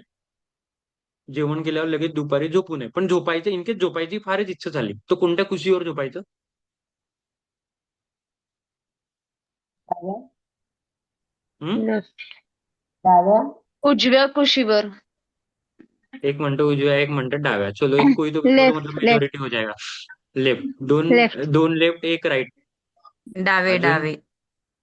3 लेफ्ट, एक राईट. बताओ, लगाओ बोली. प्रांजलताई तुमचीच बोली राहिली फक्त. प्रांजलताई कुठेतरी मेजॉरिटी. गेल्या. ठीक आहे. माहित नाही दादा. Majority left. चलो, न्यूट्रल. हाफ. 3 लेफ्ट, एक राईट आणि एक न्यूट्रल. ठीक आहे. तर डाव्या कुशीवरती झोपायचं. आता डाव्या कुशीवरती, आता मी दोघी याच्या नाही, जसं मी प्रत्येकाला मॉडर्न सायन्स पण सांगतो, ट्रेडिशनल सायन्स पण सांगतो, ते सांगतो. डाव्या कुशीवर काय असतं, आपलं जे पोट असतं ना, पोट पोट हे यू आकाराचे असतं, असं काजूच्या आकाराचं असतं. तर ते उजव्या बाजूला असतं. तर जर आपण जेव्हा डाव्या बाजूला जर झोपलो तर त्या पोटामध्ये जेवण पचणारच नाही. आणि आता हे मॉडर्न सायन्स असतं की तिथपर्यंत आपलं ऍसिड जातच नाही. आणि ट्रेडिशनल सायन्सने बघितलं तर जर मी आता सांगितलं जेवण झाल्यावर आपली कोणती नॉसिल ऍक्टिव्हेट पाहिजे जेवण पचवायसाठी? उजवी राईट. उजवी पाहिजे. मग उजवी ऍक्टिव्हेट करायसाठी कोणत्या साईडला झोपलं पाहिजे? डाव्या. डाव्या मिल गया तुमको तुम्हारा आन्सर. म्हणून आपण डाव्या कुशीवरती आपल्याला सांगितलं होतं. आपल्याला प्रत्येक गोष्टी सांगितल्या होत्या, फक्त आपल्याला त्याचे कारण नव्हतं माहित. जेवल्यानंतर डाव्या कुशीवर झोपायचं, संध्याकाळी पूजा करायची, संध्याकाळी बाहेर नाही पडायचं, ह्या प्रत्येक गोष्टीचं उत्तर. म्हणून स्वरविज्ञान फार इंटरेस्टिंग आहे. स्वरविज्ञान हे पुस्तक वाचलंच पाहिजे. काही करो ना करो, पण स्वरविज्ञान हे पुस्तक वाचलंच पाहिजे. आणि त्याच्यामुळे आपण कुठेतरी, मी म्हणतो, आपण श्वास चुकतोय म्हणून आपल्या सगळ्या गोष्टी चुकता आहेत. तर हे बेसिकली सांगितलं होतं की अपोजिट साईडला झोपायचा प्रयत्न करायचा आहे.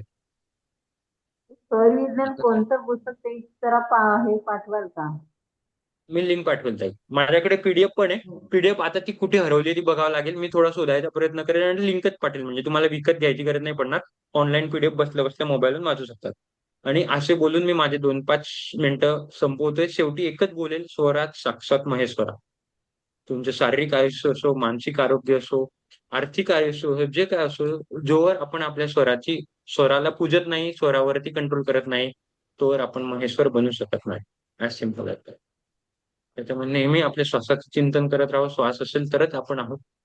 आणि कुठेतरी आपला श्वासच चुकतो आहे, म्हणून गडबड होते आहे. मी तुम्हाला नक्की स्वरविज्ञानाबद्दल पुस्तक वाचेल. कविताताई, सुषुम्ना नाडी तुमची खूप महत्वाची मिस झालेली. मी 1-2-5 मिनिटात तुमच्यासाठी रिव्हिजन करतो, पण तुम्ही रेकॉर्डिंग नक्की बघायची. सुषुम्ना नाडीचं एकच मिनिटात कोण समराईज करेल कविताताईंसाठी, मी जसं केलं होतं तसं?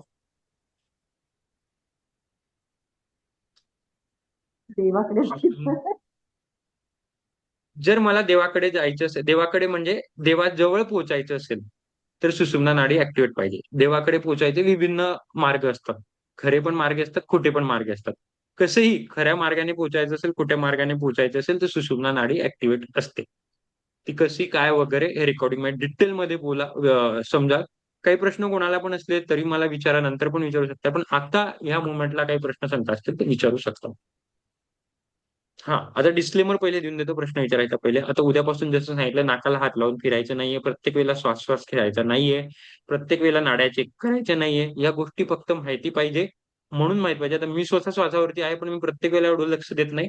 माहित पाहिजे मी स्वतः याच्यावरती स्वरविज्ञानावरती पीएचडी करायचा माझा विचार आहे. करेल पण भविष्यात. पण एवढ्या याच्यावर डिटेलमध्ये जायचं नाही. नाहीतर काय होतं, पिसाळलेले कुत्रे मागे लागतात. आठवलं का? वर्कशॉप मधलं. कोर्टिसॉल हाय होतं आणि कुठेतरी मग वजन वाढतं. आलो होतो वजन कमी करायसाठी आणि वजन वाढून गेलो. फक्त नाकाला हात लावून लावून. मग माझी तर आता उजवीच पाहिजे, मग माझी तर डावी आहे. मग आता काय करू? मग बॉल घेऊन फिरू का? की हातात मुठ्ठी घेऊनच फिरू? मग माझी तर आता डावीच पाहिजे, मग उजवी. या सगळ्या फंद्यात पडायचं नाही. हे मी पहिले डिस्क्लेमर देऊन देतो. ऍक्च्युली डिस्क्लेमर पहिले द्यायला पाहिजे मी. जसं पिक्चर व्हायच्या पहिले सिगरेटचं तंबाखूचं डिस्क्लेमर दिलं जातं, तसे मी पहिले द्यायला पाहिजे. पण नंतर देतो, यावेळी विसरलो. पण ज्या 2-5 गोष्टी महत्वाच्या की सकाळी पहिलं पाऊल कोणतं ठेवायचं, कोणत्या वेळेला मोठ्या डिसिजन घेताना कोणतं पाहिजे, ह्या 2-5 गोष्टी खरंच अख्खं लाईफ बदलवून टाकतं बरं. म्हणजे जरी तुम्ही आसन प्राणायाम नका करू, काही करू नका, देवपूजा करू नका, फक्त पाऊल जरी ठेवलं, सहज उद्यापासून येणारे 20 ते 25 दिवस फक्त ही एक बदल करून बघा आयुष्यात. तुम्ही येणाऱ्या 20-25 दिवसांनी मला सहज फोन कराल, की "दादा, अशी-अशी गोष्ट घडली जी मला अपेक्षित पण नव्हती." ठीक आहे? असं बोलून माझे 2-5 शब्द संपवतो. आय होप काही नवीन गोष्टी कळाल्या असेल. अच्छा, ह्याच रीतीने माझ्याकडून जे काही मला कव्हर करायचं होतं चर्चासत्रामध्ये मी सगळं कव्हर केलेलं आहे. म्हणून आपले ऑफिशियली चर्चासत्र इथे थांबलेले आहे. पण जर तुम्हाला एखाद्या विषयावरती माझ्याकडून काही ऐकायचं असेल, मला माहिती असेल, तर मी नक्कीच सांगेल किंवा रँडम असा एक पुढचं चर्चासत्र सहज प्रश्न उत्तरांसाठी ठेवायचे असेल किंवा एक दुसऱ्यांसाठी गप्पा मारायची असेल, तर तसं चर्चासत्र ठेवू शकतो. पण आज आपले ऑफिशियली सगळे चर्चासत्र संपलेले आहे. ही पहिली गोष्ट. दुसरी गोष्ट म्हणजे तुम्हाला आता नेहमी जसं मी सांगतो, की एक फेअरवेल याच्यासाठी, की फेअरवेल म्हणजे 2 महिन्याच्या पुढचा प्रवास करायसाठी. कारण आता कदाचित मी तर सगळ्यांसोबत असतोच, पण तुम्हाला सोबत हा प्रवास कंटिन्यू ठेवायसाठी एक दुसऱ्यांची मदत घेऊन हा प्रवास कुठेतरी कंटिन्यू ठेवायचा आहे. कोणाच्या ताईंची मदत घेऊन, कसं करून, सोबत राहून वगैरे. तर त्या सोबत राहण्यासाठी, बॉन्डिंग व्हायसाठी मी मुद्दामून हे फेअरवेल तुम्हाला प्लॅनिंग करायला देतो. तुम्ही एक दुसऱ्यांसोबत बोलून तुम्हीच लीड घ्यायची, तुम्हीच ठरवायचं कसं करायचं, काय करायचं, काय प्लॅन करायचा, कपडे कोणते घालायचे, कोणते जे काही तुम्हाला प्लॅनिंग करायचं असेल तुम्हीच ठरवायचं, तुम्हीच वेळ ठरवायची आणि मला सांगायचं. तुमच्यामध्येच कोणीतरी एकाने पुढाकार घ्यायचा, एक दुसऱ्यांसोबत कोऑर्डिनेशन करायचं, तुमच्यानुसार बोलायचं, काय गोष्टी चर्चा करायच्या. जर तुम्हाला असं Zoomवरतीच असं ऑनलाईन येऊन करायचं असेल, तुम्ही ऑनलाईन भेटू शकता, फोनवरती भेटू शकता. पण ही ॲक्टिव्हिटी खूप महत्त्वाची असते. मी तुम्हाला आत्ता पण सांगतो, की ज्या माझ्या जुन्या ताई आहेत, भलेही 3-3, 4-4 ताई असतात. 7-8 मधल्या 2-3 50 20% होऊन जातात, 30% होऊन जातात. पण त्या आतापर्यंत त्यांचं मिळून-मिळून आतापर्यंत त्यांचा योग चालू असतो. कारण आता 15-20 दिवसानंतर आपण 7 वाजता सकाळी भेटणार नाही. पण मग तुमची 7 वाजेची ही कुठेतरी दिनचर्या थांबली नको जायला पाहिजे. म्हणून कुठेतरी तुम्ही एक दुसऱ्यांसोबत करू शकता. कधी समोरचा सूर्यनमस्कार म्हणतोय, कोणी घालतोय. आज ललनताईंचा हात भाजलाय, पाय त्यांच्याकडे तर ते फक्त मंत्र म्हणताय, तुम्ही करताय. उद्या व्हाईस व्हर्सा होणार. अशा भरपूर सगळ्या गोष्टी हे मिळून करायच्या असतात. त्याच्यासाठीच मी हे ठेवतो. तर मला माहीत नाही तुम्ही तुमचे एक दुसऱ्यांसोबत किती बॉन्डिंग झाले नाही. व्हायला पण पाहिजे होती. पण आता ह्या निमित्ताने बॉन्डिंग करायचा प्रयत्न करा. पण इथे कुठेतरी आपले चर्चासत्र थांबलेले आहे आणि तुमच्याकडे मी हँडओव्हर करतोय, की आता तुम्हाला फेअरवेल प्लॅनिंग करायची आहे. कधी करायची, काय करायची ते तुम्हीच मला ठरवा, कधी आपण करायची. अशा रीतीने माझे 2-5 शब्द संपवतो.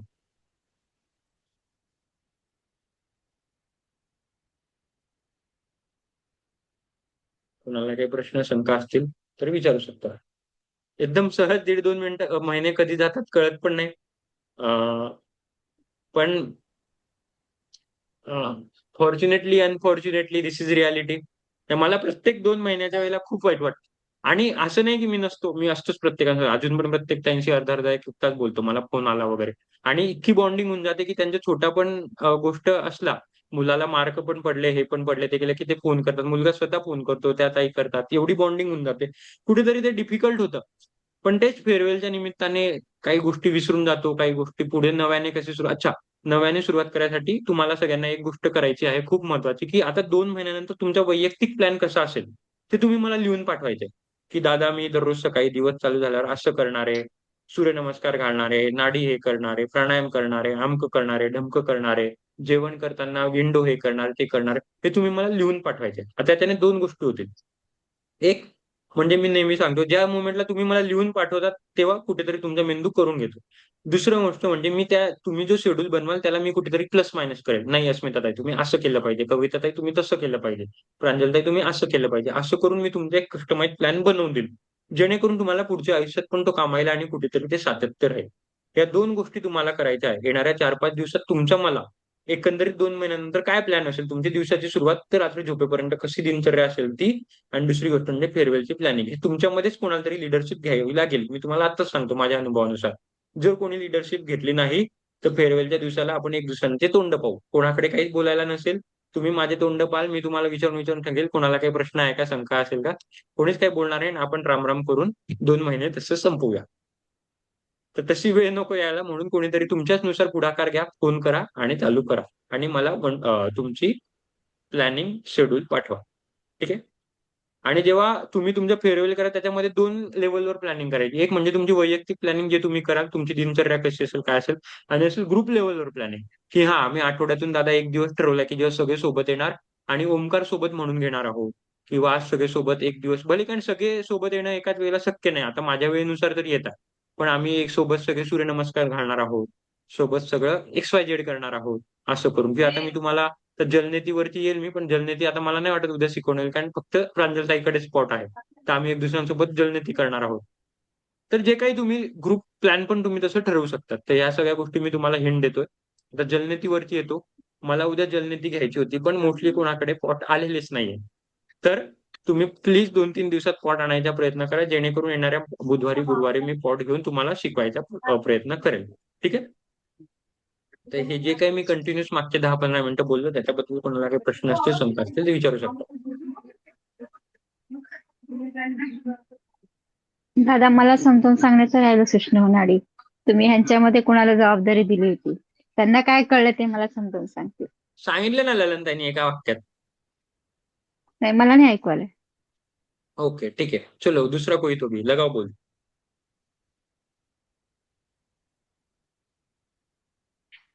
राइट जैसा दोन्ही नाडी एका वेळेस चालू असणे म्हणजे सुष्णुता नाडी. आणि हा, आणि हा तेच अपेक्षित आहे. आणि ती ऍक्टिव्हेट असणं म्हणजे tata bye bye. Not just tata bye परत बाय. टाटा बाय बाय हे एक प्लॅटफॉर्म. मी काय सांगितलं, देवाकडे पोहोचवायचे वेगवेगळे मार्ग आहेत. टाटा बाय बाय हा. हा एक मार्ग आहे. तसे बेसिकली सुषुम्नेमध्ये काय होतं कविताताई, की आपण जास्तीत जास्त देवाजवळ जातो. मग ते देवाजवळ आपण अध्यात्माच्या मार्गाने पण जाऊ शकतो, पूजेच्या मार्गाने पण जाऊ शकतो. जे साधू संत ध्यान करतात, तपश्चर्या करतात, तपश्चर्याच्या मार्गाने जाऊ शकतो. नंतर तप करून, आपण स्वतःला तपणे म्हणतो ना, आपल्या यम नियम मध्ये तप पण आहे. तप करून आपण देवाकडे जाऊ शकतो. आणि एक तर नॉर्मल जसं टाटा बाय बाय वाला देवाला देवा, असे वेगवेगळे देवाकडे जायचे ऑप्शन असतात. ते सुषुम्नेमुळे होतात. सुषुम्ना जेव्हा दोघी नासिका चालू असतात तेव्हा. सुषुम्ना फक्त आपल्या अर्धा ते 1 मिनिटं चालू असते दिवसभरातून. एक तर ती तुम्हाला ब्रह्ममुहूर्ताला सापडेल किंवा संध्याकाळी सापडेल. म्हणून म्हणतात की ब्रह्ममुहूर्ताला पूजा केली पाहिजे, ध्यान केली पाहिजे, किंवा संध्याकाळी दिवा लावायला पाहिजे देवासमोर वगैरे. ते सगळं ते सुषुम्ना नाडीमध्ये करायला पाहिजे. ही एकंदरीत सुषुम्नेची व्याख्या आहे. दादा, मग जर तुम्ही म्हणताय दोन्ही म्हणजे एक ब्रह्ममुहूर्त किंवा असं, पण आफ्टर वर्कआउट जेव्हा चेक करतो इमिजिएट, तर मोस्टली तेव्हा असते, म्हणजे असं वाटतं की दोन्ही ह्याच्यातून व्यवस्थित श्वास येतोय. कुठेतरी नाही चुकतंय. होत? होणारच नाही तसं, होणारच नाही. म्हणजे आफ्टर वर्कआउट कुठे एक परत दीड बघा. तासाचा म्हणजे पूर्ण घामे घुमवून जेव्हा वर्कआउट होतो कम्प्लीट, त्याच्यानंतर जेव्हा चेक केलं जातं तेव्हा समथिंग इज व्हेरी रॉंग. खूप मोठं. जर तुम्ही खास करून 1-1.5 तासाचे घालताय, ते उजवी चालू पाहिजे म्हणजे पाहिजेच. हा नाही हा नाही झाली राईट तर हम्म. हा राईट चालू असते, पण असं होतं की लेफ्ट म्हणजे चंद्र नाडीमध्ये सुद्धा ब्रिदिंग अच्छा, हा चालू आहे. हा हा खूप खूप सुंदर. इथे एक मला करायचं, जेव्हा आपण म्हणतो ना उजवी चालू आहे किंवा डावी चालू आहे, तेव्हा असे नसते की पूर्ण दुसरी बंद असते. जसं मी सांगतो 90% एक हा चालू असते, तेच उरलेली तेच 8-10% हा दुसरी चालू असते. हा जेव्हा मी सुषुम्ना म्हणतोय तेव्हा लिटरली 50-50 म्हणतो. ओके. 50-50. कारण हे जेव्हा आपण चंद्र म्हणतोय नाडी पण सुरू असते आणि श्वास राईट मधून श्वास आपल्या सूर्य नाडीमधून श्वास व्यवस्थित येत असतो, पण हे पण काही पूर्ण टोटल असं पॅक असं नसतं. कधीच कधीच होणार नाही. आणि जेव्हा मी म्हणतो सूर्यनाडी ऍक्टिव्हेट करायची, तेव्हा जेव्हा आपण हात लावतो तेव्हा कधी पण हे एका नाक म्हणून मी म्हणतो वर्कशॉपमध्ये की जास्ती ज्या हाताला लागेल तो हात पकडायचा. नक्की दुसऱ्या हाताला लागणारच आहे, पण ती कमी असेल. कमी असेल. ओके. आपण पूर्ण सूर्यतत्व होऊच शकत नाही किंवा आपण पूर्ण चंद्रतत्व होऊच शकत नाही. दोघीच्या मिक्सरने असो, आपण पूर्ण वाताचं होऊच शकणार नाही. वात, कफ, पित्त या तिघांच्या मिक्सरने. पण काय होतं, आपण 70% कोणाचं वात असतं, कोणाचं 70% कफ असतं, कोणाचं पित्त असतं. पण काहीतरी 5-10% छोटे मोठे हे पित्त, वात, कफ असतंच किंवा सप्तधातूमधला एका धातू असतो किंवा चंद्र सूर्यामधला एक असतोच.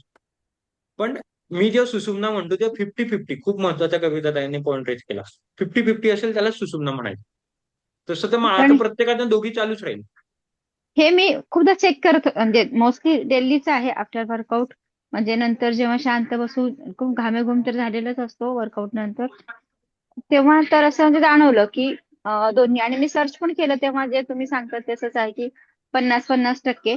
पण ते फील नाही झालं. असं वाटतं हो चालूच आहे, म्हणजे ते 50% आहे का 30-40% आहे का 10% हे नाही लक्ष दिलं गेलं आमच्याकडून. आता तुम्ही जसं कुठेतरी क्लिअर केलं ना कुठेतरी तेव्हा समजायला लक्षात येते गपलत की होते ते आपले. ठीक आहे. हा हा. गपलत होते कुठेतरी एक्झॅक्ट समजायला. एक्झॅक्ट पण ती तेच झालं. 50-50 नक्कीच नव्हे. तेवढं मी तुम्हाला सीनातान करून सांगतो की 50-50 नव्हे. आणि त्याच्यामध्ये पण जसं मी आता प्रांजलताई यांना सगळ्यांना सांगत होतो की एखादी विघ्न घडणे म्हणजे काय असते किंवा अनर्थ घडणे म्हणजे काय असते. आणि खास करून आपण बघितलंय की जिम केल्यानंतर अटॅक्स येतात. आता जे पाहिलेलं तो सगळं त्या गोष्टीच्या कुठेतरी मग त्यांना तेव्हा सुषुम्ना ऍक्टिव्हेट असू शकते, कळत न कळत. पण मोस्टली मला खात्री आहे की जर तुम्ही आपण जिम किंवा आपण सूर्यनमस्कार घालत असू किंवा आता एक अस्मिताताई तुम्ही 108 सूर्यनमस्कार घालणार आहात, तर डेफिनेटली मी डोळे बंद करून सांगतो की उजवी ऍक्टिव्हेट आहे, नाही तर तुम्ही 108 घालूच शकणार नाही किंवा तुम्ही जिम करूच शकणार नाही अंटिल अँड अनलेस तुमची उजवी ऍक्टिव्हेट. कारण एनर्जी लागते ना, एवढी मोठी एनर्जी कुठून आणणार? ती सूर्यनाडी मधूनच येईल. जर माझ्या दोघी ऍक्टिव्हेट असल्या तर म्हणजे मला एनर्जी पण वाटेल, मला डल पण वाटेल, एनर्जी पण वाटेल, डल पण वाटेल, असं नसतं. ठीक आहे. तर कुठेतरी ते गपलत होते. आपल्याला भरपूर वेळा कळत नाही. श्वासाला समजणं हा साधी सोडी गोष्ट नाही. छोटी म्हणजे एवढं सहज नाहीये श्वासाला समजणं. ते नाही तर तेच ना, जसं सांगितलं, स्वर साक्षात महेश्वरा. आपण सगळे महेश्वर झाले असतो जर आपण स्वराला समजलं असतं तर. म्हणून मी शेवटची लाईन ते बोलूनच संपवते की तेवढं सोपं नाहीये. म्हणून बेसिक बेसिक गोष्टी माहिती पाहिजे. खूप सुंदर प्रश्न आणि कविता. तेच मी माझंच ऑब्झर्व करत होते दिवसात. आणि आता आपलं हा म्हटलं तुम्ही मध्ये म्हटलं होतं आपण चर्चासत्र ठेवणारच आहे, मग तेव्हाच विचारूया. कारण की व्हेरी गुड. दादा आता उद्याचं 108 शेड्यूल कसं करायचं? तुम्ही ते ऍप बघितलं का? होते तुमच्याकडून? हा होतो. चालून बघितलं. मग तुम्ही सकाळी उठल्यावर उपाशी पोटी 108 चालू करा. 108 घालताना एक काळजी मात्र अशी घ्यायची, लमसम 1 राऊंड मध्ये घ्यायची नाही, जरी होत असतील तरी. मुद्दामून 2 स्टॉप घ्यायचे. पहिला स्टॉप 51 किंवा 71 ला घ्यायचे. 71 झाले की सवासन करायचं. नॉर्मल 1-1.5-2 मिनिटं. थोडं हिल होऊ द्यायचं, म्हणजे आपल्या हृदयाला थोडं शांत होऊ द्यायचं. ते झाल्यानंतर पुढचा स्टॉप 91 ला घ्यायचा आणि मग 108 असं करू. तसं करून तुम्ही 108 दोन घाला. स्टॉप घेऊन 2 स्टॉप मध्ये तुम्ही उद्या घाला. आणि अस्मिताताई तुम्ही मंगळवारी किंवा सोमवारी किंवा मंगळवारी घालणार जेव्हा आपल्याला सुट्टी असते तेव्हा. पण कविताताईंना सोमवार मंगळवारी जमणार नाही म्हणून मी त्यांचं उद्या घेतो. पण डायरेक्ट 108 करायचे नाही. खूप खूप महत्वाचे आहे. त्या मागे पण कारण आहे. 108 आपण सहज घालू शकतो, काही मोठी गोष्ट नाही. पण जर डायरेक्ट 108 घातलं तर कुठेतरी दुसऱ्या दिवसात ते कामं थांबून जातील. मला ते नाही, असं पण थांबणारच आहे, हातपाय अंग दुखणारच आहे.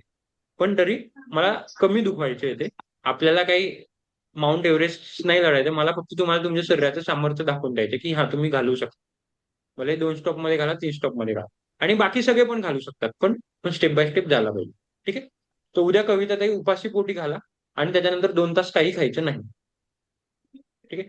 थोडंफार वॉर्मअप करून घ्या. आपले पुरं हालचाली करून घ्यायच्या. पुरं हालचाली केल्यानंतर थोडेफार चांगलं वॉर्मअप पाहिजे. ठीक आहे. चालू झाला. अजून काही कोणाला प्रश्न शंका? 51 वर पहिला स्टॉप, दुसरा 71 वर ना? नाही तुम्ही 91 वर. 71 वर घ्या.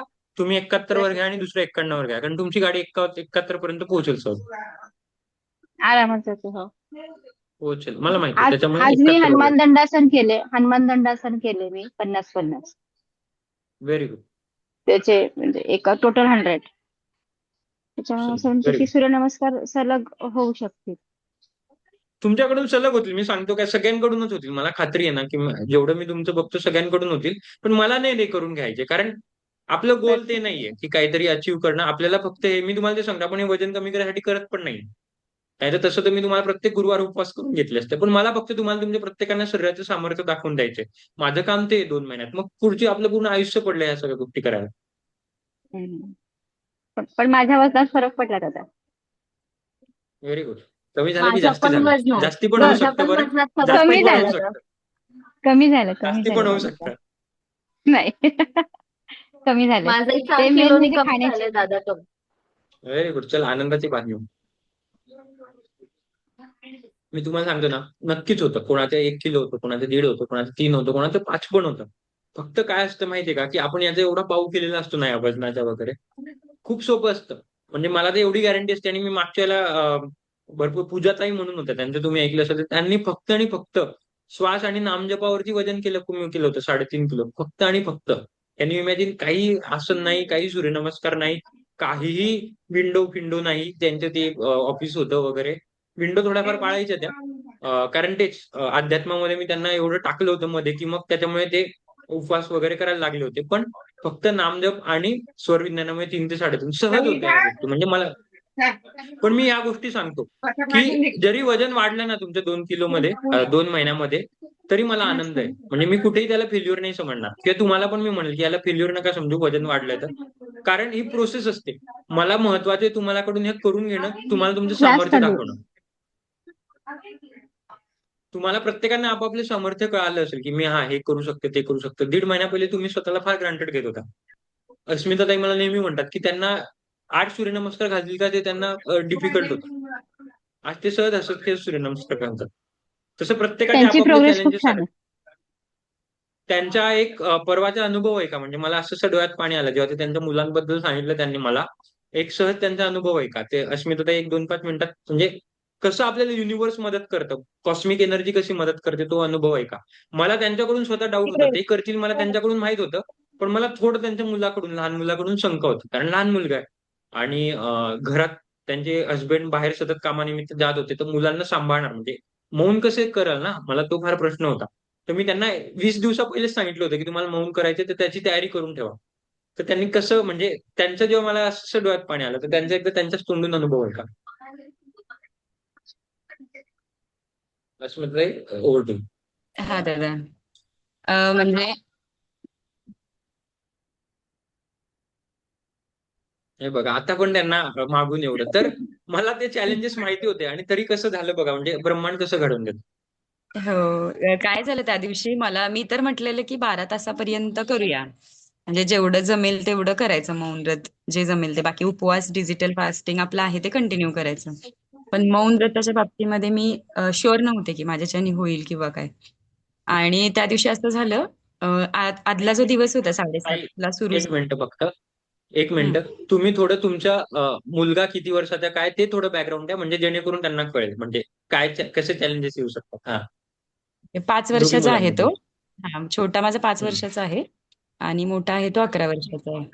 आणि नेक्स्ट डेला आपला ज्या दिवशी फुल डेचा उपवास होता, त्या दिवशी माझी नेमकी मोठ्या मुलाचा एक्झाम होते. आणि तो सकाळी 9:30ला एक जाणार मिनिट होता. पॉज. आणि एक वाजता तो, म्हणजे 1ला पेपर संपणार होता. आणि माझ्यासाठी तेच मोठं चॅलेंज होतं, की तेवढ्या वेळासाठी आम्ही दोघंच एकटं घरात असणार होतो, म्हणजे छोटा मुलगा आणि मी. आता मला असा प्रश्न पडलेला, की आता हा शांत तर काय बसणार नाही, ह्याचे क्वेश्चन्स असणार, मग मला बोलावं लागणार वगैरे वगैरे.